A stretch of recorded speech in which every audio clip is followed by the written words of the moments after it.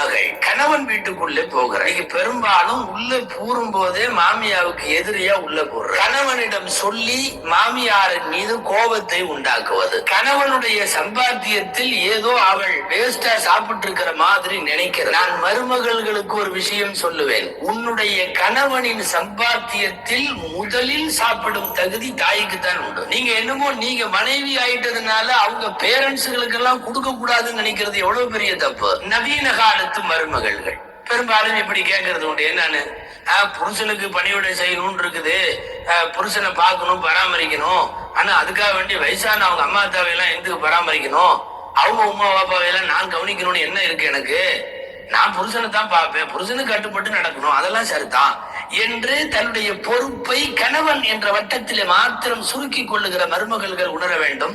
வீட்டில இருக்கிற பெரிய மனிதர்களை கண்ணியப்படுத்தாம உங்க வாழ்க்கை மேம்படாது.